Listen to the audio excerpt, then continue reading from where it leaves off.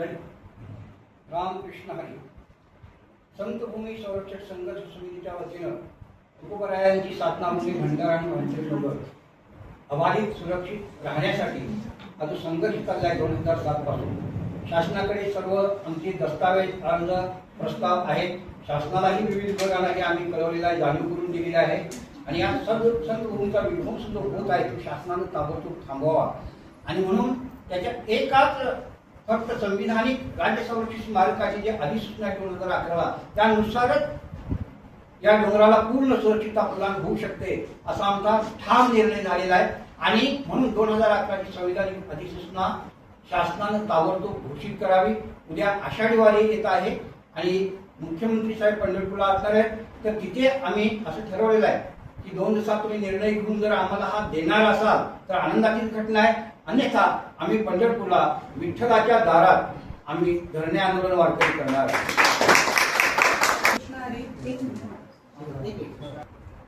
रामकृष्ण हरी. जगद्गुरु श्रीमंत संत जगद्गुरु तुकाराम महाराज यांच्या तपोभूमी साक्षात्कार भूमी भामचंद्र पर्वत ज्या जगद्गुरूंनी पर्यावरणाचा संदेश सगळ्या जगाला दिला त्या जगद्गुरु तुकाराम महाराजांच्या पर्वतावर इतकं विध्वंसक कृत्य चालू आहे. आणि ते कृत्य थांबण्यासाठी मधुसूदन महाराज 2005 सालापासून हा लढा देत आहेत. आणि त्यामुळे त्या लढ्यामध्ये आता महाराजांनी सांगितलेलं आहे येत्या आषाढी एकादशीला पंढरपूरमध्ये आंदोलन करण्यात येणार आहे. त्यामुळं अशी वेळ सरकारने येऊ देऊ नये. तत्पूर्वी त्यांच्याकडे हे निवेदन गेल्यानंतर सरकारने वेळीच याची काळजी घेऊन मधुसूदन महाराज ज्या काही मागण्या मागत आहेत त्याच्यावर विचार करावा हीच आमची सरकारकडे आता मागणी आहे. लाखोनी वारकरी येतील कारण कुठल्याही वारकऱ्यांना हे सहन होऊच शकणार नाही.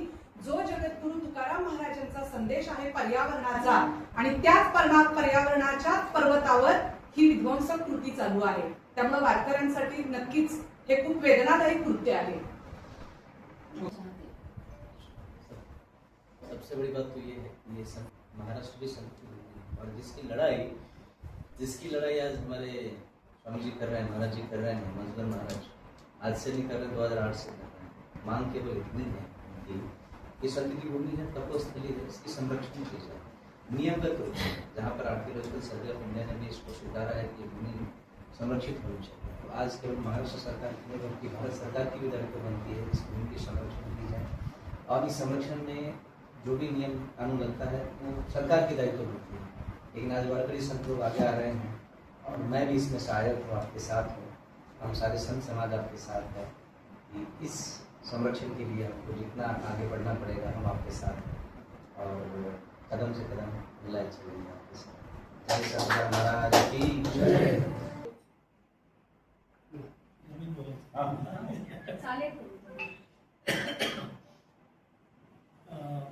रामकृष्ण हरी. स्वामीजींना नमस्कार, महाराजांना नमस्कार. लढाई आम्ही आली अखिल भारतीय मराठा महासंघाने नुकताच त्याच्यात सहभाग घेतलेला आहे आणि आम्ही त्या महाराजांच्या सोबत आहोतच. 15 तारखेला आषाढी एकादशीला आता तुम्ही म्हणालात की किती लोक येतील. माऊली तिथे येणारे सगळे विठ्ठलाचे भक्तच आहेत. त्यामुळे संख्या किती असेल याचा प्रश्न नाही. माझी जी संघटना आहे म्हणजे मी जो याच्यात सहभागी झाले सामाजिक संघटना आहे.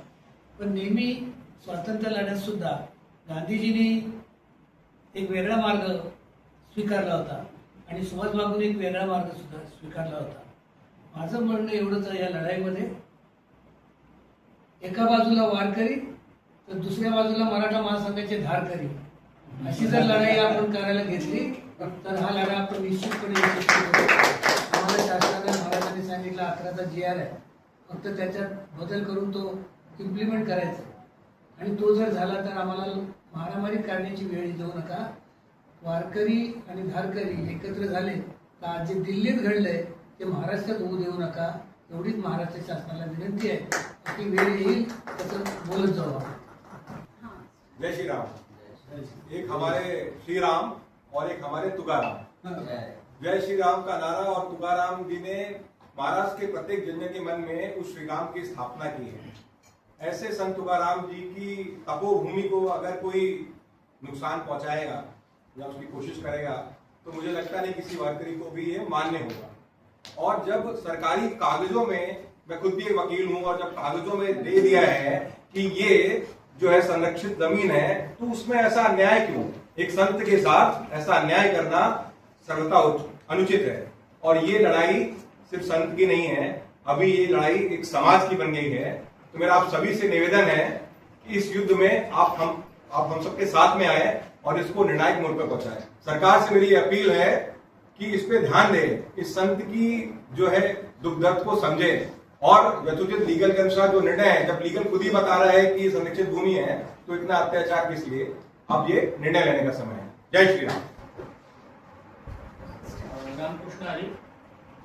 सन 2011 पासून राज्य संरक्षित स्मारक म्हणून तुकाराम महाराजांचे भामचंद्र आणि भंडारा डोंगर हे आरक्षित करण्यासाठी शासनाने जो जी आर काढले, अधिसूचना केलेली आहे, तर त्याचं अजूनपर्यंत म्हणजे कुठल्याही पद्धतीमध्ये फक्त आश्वासन दिलं, त्याची पूर्तता अजून सरकारने केलेली नाही। त्या संदर्भात महाराजांनी आंदोलन तयार केलं, आंदोलन उभा केलं, जवळजवळ 2008 पासून ते लढतायत याच्यामध्ये।